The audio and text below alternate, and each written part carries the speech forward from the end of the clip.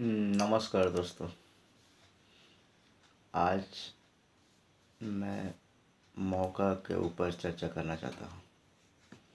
आज का टॉपिक मौका या अवसर है। हम लोग अक्सर ऐसा सुनते हैं कि मौका हर किसी की ज़िंदगी में एक बार ज़रूर आता है, मगर कुछ ही लोग जो होते हैं जो उस मौका को पहचान पाते हैं और अपने ज़िंदगी में सफलता को की ऊंचाइयों को प्राप्त कर पाते हैं। एक छोटी सी कहानी से मैं शुरू करना चाहता हूँ। यह कहानी अफ्रीका की एक किसान की है जिसका नाम हफीज़ था। वह बहुत ही खुशहाल और संतुष्ट था। संतुष्ट इसलिए था क्योंकि वह खुशी था, यानी खुशहाल था, और खुशहाल इसलिए था क्योंकि वह संतुष्ट था। एक बार उसकी ज़िंदगी में एक अक्लमंद आदमी की एंट्री होती है। वह आदमी हफीज़ को हीरे के वैल्यू और उसके पावर के बारे में बात करता है। वह अक्लमंद आदमी उस हफीज़ से यह बात करता है कि यदि एक अंगूठे के बराबर भी तुम्हारे पास अगर एक हीरे का टुकड़ा होता है तो तुम उस हीरे के टुकड़े से एक शहर को खरीद सकते हो, और यदि एक मुट्ठी के बराबर हीरे का टुकड़ा तुम्हारे पास होता है तो तुम एक देश को खरीद सकते हो। इतना बातें कहकर वो अक्लमंद आदमी वहाँ से चला जाता है। हफीज़ जो है वो पूरी रात सो नहीं पाता है क्योंकि वह असंतुष्ट हो जाता है, जिसके कारण उसकी खुशियाँ जो है वो चली जाती है। अगले सुबह वो अपने सारे ज़मीन को किसी दूसरे व्यक्ति से बेच कर उससे मिले पैसे से अपने परिवार के लिए व्यवस्था करता है, अपने परिवार की देखभाल करने के लिए व्यवस्था करता है, और वह हीरो की खोज में निकल पड़ता है। वह पूरे यूरोप में हीरे की तलाश में भटकता रहता है, पर उसे हीरा मिल नहीं पाता है।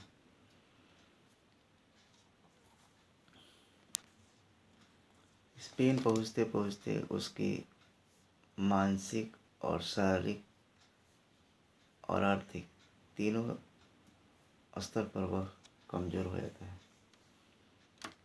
और वो इतना टूट जाता है कि उसकी सोचने की शक्ति भी समाप्त हो जाती है। वो मानसिक रूप से इतना कमज़ोर हो जाता है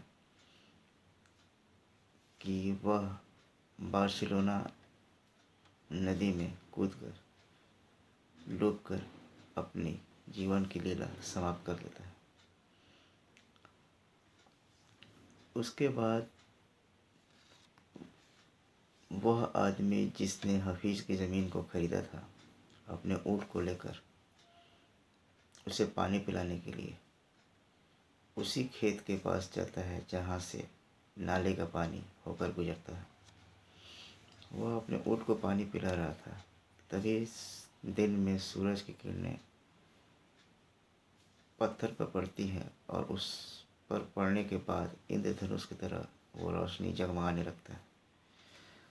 उस खूबसूरत पत्थर को देखकर वह नया मालिक सोचता है कि इस पत्थर को हम उठा लेते हैं और उठाकर अपने ड्राइंग रूम में इसे सजा देंगे, जिससे हमारे ड्राइंग रूम की शोभा बढ़ जाएगी। यह सोचकर वह उस पत्थर को उठा लेता है और अपने ड्राइंग रूम में ले जाकर उसे सजा देता है।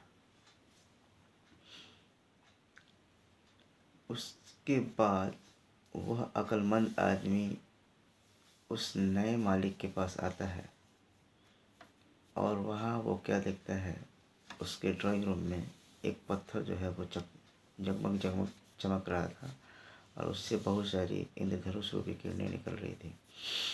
वह उस पत्थर को देखकर उस नए मालिक से पूछता है कि क्या हफीज वापस आ गया है। वो नया मालिक बोलता है कि आप ऐसा सवाल मुझसे क्यों पूछ रहे हैं, हाफिज तो नहीं आया है। तो वो बोलता है कि आपके ड्राइंग रूम में यह जो पत्थर रखा हुआ है यह एक हीरा है।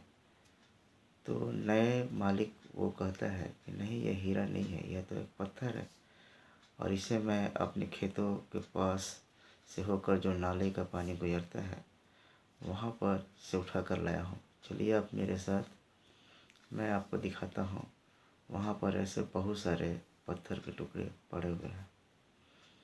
वह अक्लमंद आदमी उस नए ज़मीन के मालिक के साथ उस जगह पर जाता है और वह देखता है कि खेतों से होकर जो नाले का पानी गुजरता है वहाँ पर बहुत सारे ऐसे पत्थर थे जो सूरज की किरणें पड़ने पर जगमगा उठते थे और उससे इंद्रधनुष रूपी किरणें निकलती थी।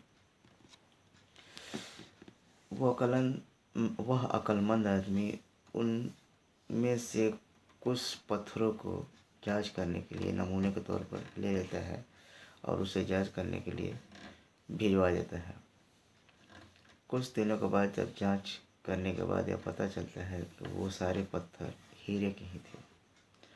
The moral of the story क्या है इस कहानी की? इस कहानी की मोरल ऑफ द स्टोरी यही है कि मौका जो है हमारे पैरों तले ही दबी होती है और उसे तलाशने के लिए हमें कहीं जाने की ज़रूरत नहीं है, बल्कि हमें उन्हें पहचानने की ज़रूरत है।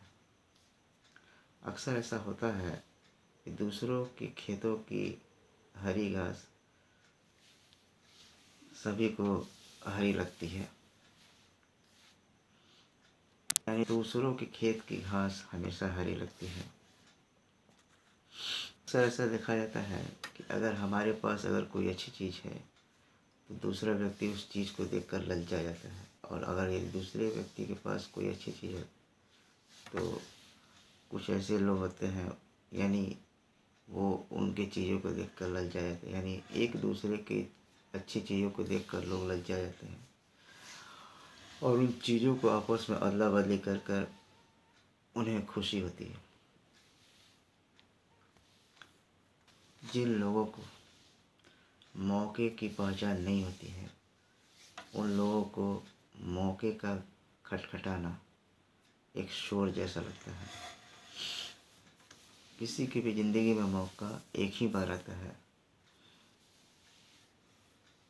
और दोबारा जो मौका आता है वो मौका पहले मौका से बेहतर या बदतर हो सकता है, पर पहले मौका के बराबर नहीं हो सकता है।